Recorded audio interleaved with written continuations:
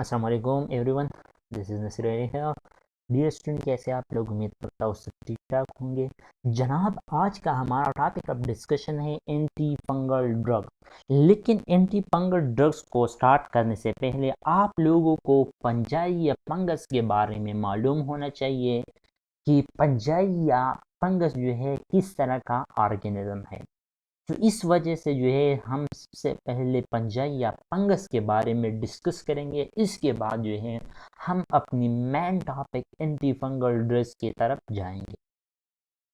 So what is fungus? Fungus is یوکریوٹک organism. Fungus جو ہے اب ایک یوکریوٹک آرگینزم ہے.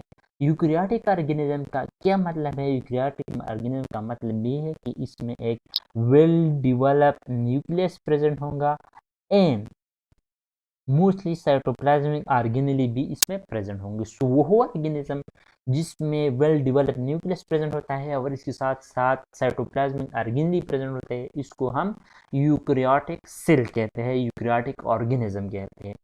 اس کے برعکس وہ آرگینزم جس میں نیوکلیس ایبسنٹ ہوتا ہے، ویل ڈیولپ نیوکلیس نہیں ہوتا ہے، اس کے ساتھ ساتھ موسٹ آف دا سائٹوپلازمک آرگینلی بھی ایبسنٹ ہوتا ہے، تو اس قسم کے آرگینزم کو ہم پروکریوٹک کہتے ہیں. تو یہاں پر جو ہے فنگس جو ہے یہ ایک یوکریوٹک آرگینزم ہے and having deployed number of chromosome and cell وال. اور فنگس میں جو ہے ڈپلائڈ نمبر آف کروموسوم ہوتے ہیں، مطلب یہ ہے اس میں ڈبل نمبر آف کروموسوم ہے. اس کا کیا مطلب ہے؟ آپ سمپلی ہیومن کو کنسیڈر کر سکتے ہیں. ہیومن میں جو ہے فل نمبر آف کروموسوم جو ہے یا ڈپلائڈ نمبر آف کروموسوم جو ہے وہ 46 ہے، اور ہیپلائڈ نمبر آف کروموسوم کیا ہے؟ 23 ہے. اس کا جو فیئر جب ہم بنائے تو یہ 23 پہ آ جاتے ہیں. تو اسی طرح یہ 23 کو ہم ہیپلائڈ نمبر آف کروموسوم کہتے ہیں، اس طرح 46 کو ہم ڈپلائڈ نمبر آف کروموسوم کہتے ہیں ہیومن کے سینس میں. تو اسی طرح جو ہے یہ فنگس جو ہے وہ بھی deployed number of chromosome per consist ہوتا ہے. اور اس کے ساتھ ساتھ یہ کس چیز پر کنسسٹ ہوتا ہے، کس چیز اس میں اور کون سا پارٹ اس میں پریزنٹ ہوتا ہے؟ اس میں having deployed number of chromosome present ہوتا ہے اینڈ سیل وال. اس میں سیل وال بھی پریزنٹ ہوتا ہے which made of کائٹین and protein. اس میں سیل وال بھی پریزنٹ ہوتا ہے جو کائٹین اور پروٹین سے مل کر بنا ہوتا ہے and may consist of a single or multiple cell. اور یہ فنگس جو ہے یا یہ ایگزسٹ کرے گا ایز اے سنگل سیل یا یہ ایگزسٹ کرے گا ایز اے ملٹیپل سیل. مطلب یہ ہے کہ یہ سنگل سیل میں بھی ایگزسٹ ہو سکتا ہے اور ملٹیپل سیل یا گروپ آف سیل میں بھی ایگزسٹ کر سکتا ہے. سو یہ جو ہے یہ سنگل سیل پر کنسسٹ ہوگا. اگر یہ پریزنٹ ہوگا ایگزسٹ کرے گا انوائرمنٹ میں ایز اے سنگل سیل تو پھر اس کو ہم ایسٹ کہتے ہیں. اور اس کے ایگزامپل جو ہے ہمارے پاس وہ ہے انڈیڈا اسپیشیز، نیموسیسٹائٹس اسپیشیز اینڈ کریپٹوکوکس نیوفارمن اسپیشیز. وہ فنگس جو ایگزسٹ کرے گا ایز اے سنگل سیل اس کو ہم ایسٹ کہیں گے. اور اس کے ایگزامپل جو ہے کینڈیڈا ہے، نیموسیسٹائٹس ہے اینڈ کریپٹوکوکس نیوفارمن ہے. اب اگر فنگس جو ہے وہ ایگزسٹ کرے گا ایز اے ملٹیپل سیل، وہ ایگزسٹ کرے گا as a group of cell, سو پھر اس کو ہم کہیں گے moulds. Multiple cell known as a mould. An example is Aspergillus, Rhizopus, Mucor, and Epsilon. So this is the example of the molds, or it is the example of the fungus which exists as a multiple cell or which exists as a group. So that's all about the general introduction of the fungus. یہ fungus جو ہے وہ ایک یوکریوٹک organism ہے. Having deployed number of chromosome اس میں present ہوتا ہے، cell وال اس میں پریزنٹ ہوتا ہے جو کائٹین اور پروٹین سے مل کر بنا ہوتا ہے. اس کے ساتھ ساتھ یہ single cell as a single cell بھی ایگزسٹ کر سکتا ہے، ایز اے ملٹیپل سیل بھی ایگزسٹ کرتا ہے. اگر یہ ایگزسٹ کرے گا ایز اے سنگل سیل پھر اس کو ہم ایسٹ کہیں گے. ایگزامپل ہے candida, نیموسیسٹائٹس، کریپٹوکوکس نیوفارمنس and it exists as a multiple cell پھر اس کو ہم مولڈز کہیں گے. اس کے ایگزامپل ہے Aspergillus, Rhizopus, Mucor and Epsilon. So that's all about the general introduction of the fungus. Now move forward toward the structure of the fungus with respect to its pharmacological target. So pharmacology کے لیے اگر ہم دیکھیں گے سو fungus کا جو cell ہے وہ مینلی کنسسٹ ہوتا ہے، مینلی اس کا 3 پارٹس ہوتے ہیں. اس کو اور اس کا کون کون سے 3 پارٹس ہوتے ہیں؟ Cell membrane, cell wall and nucleus. فارماکولوجیکلی fungus کی ہم 3 پارٹس کو ہم ڈسکس کریں گے. فارماکولوجیکل ایجنٹ کی میکینزم کو سمجھنے کے لیے ہم اس 3 پارٹس کو ڈسکس کریں گے.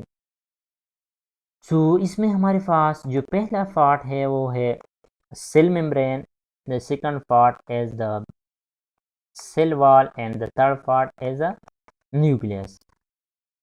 سب سے پہلے ہم سیل ممبرین کو ڈسکس کریں گے.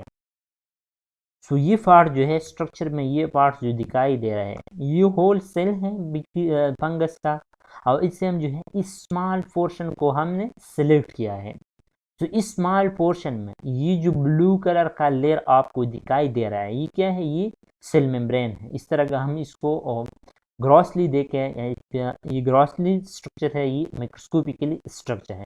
تو اس طرح اگر ہم اس کو مائکروسکوپیکلی دیکھیں تو یہ پارٹ جو ہے یہ سیل ممبرین ہے, اور اس کا مین جو کنسٹیچوئنٹ ہے وہ کیا ہے, وہ ہے ایرگوسٹیرول. اور یہ ایرگوسٹیرول کس چیز سے مل کر بنا ہوتا ہے, اس کا کیا فنکشن ہے. تو یہ ایرگوسٹیرول جو ہے یہ سکویلین ایک کمپاؤنڈ ہے, ایک سبسٹانس ہے جو فنگس کے سیل میں پریزنٹ ہوتا ہے, یہ اس سے مل کر بنا ہوتا ہے. یہ سکویلین جو ہے سکویلین ایپاکسائڈ میں کنورٹ ہو جاتا ہے, اور یہ کام کون کر رہا ہے, کون سے انزائم سکویلین کو سکویلین ایپاکسائڈ میں کنورٹ کرتے ہیں. سو یہ سکویلین ایپاکسیڈیز انزائم جو ہے وہ کنورٹ کرتے ہیں سکویلین کو سکویلین ایپاکسائڈ میں. سکویلین ایپاکسائڈ then converted to لینوسٹیرول, and لینوسٹیرول is then converted to the ergosterol. اور یہ کام کون کرے گا, یہ پروٹین الفا ڈی میتائلیز انزائم یہ کنورٹ کرے گا لینوسٹیرول کو ایرگوسٹیرول میں, اور پھر یہ ایرگوسٹیرول جو ہے ایمبیڈ ہوگا اس سیل ممبرین کو, اور اس سیل ممبرین کو پھر یہ اسٹرکچرل انٹیگریٹی پرووائڈ کرے گا. سو بعض ڈرگ ایسی بھی ہے جو اس ایرگوسٹیرول کے فارمیشن, اس ایرگوسٹیرول کی سنتھس کو انہیبٹ کریں گا. اس کا اینٹی فنگل ڈرگس کی کلاسیفیکیشن میں پھر ہم اس کو ڈسکس کریں گے. سیکنڈ پارٹ جو ہے وہ ہے سیل وال. یہ فنگس سیل کا سیل وال ہے which is made of protein and keratin.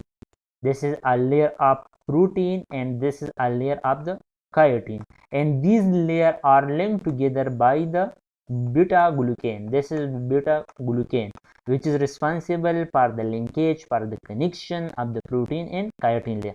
And this beta glucan which is responsible for the connection of the protein and keratin layer are synthesized by the beta glucan synthase. So beta glucan synthase enzyme are responsible for the synthesis of the beta glucan, and this beta glucan is responsible for the connection of the protein and keratin layer in the cell wall of the fungus. So this is the second part of the fungus cell wall. The third part of the fungus is the nucleus. یہ جو ہے یہ fungus کا nucleus ہے, اور nucleus میں mainly ہم جو ہے 2 میکینزم کو 2 پارٹس کو ہم ڈسکس کریں گے. پہلا جو پارٹ ہے وہ ہے مائکروٹیوبیول.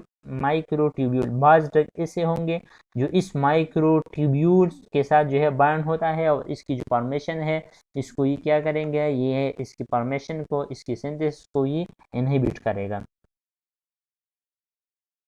بعض ایسے ڈرگ ہوں گے جو اس ٹیوبیولز کے ساتھ بائنڈ ہو کر اس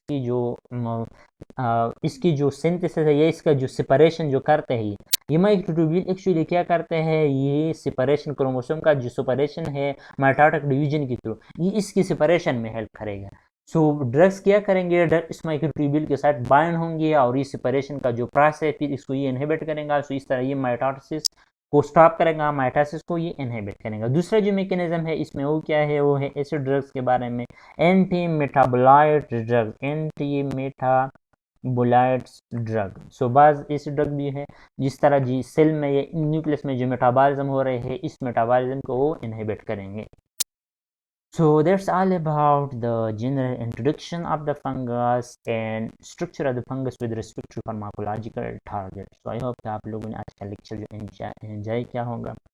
اگلا ہمارا جو لیکچر ہے وہ اینٹی فنگل ڈرگز اور classification of anti fungal drugs کے حوالے سے ہوگا. تو اس لیکچر میں ہم کو جوائن کریں پلیز. تو thank you so much for giving me your useful time. Thanks.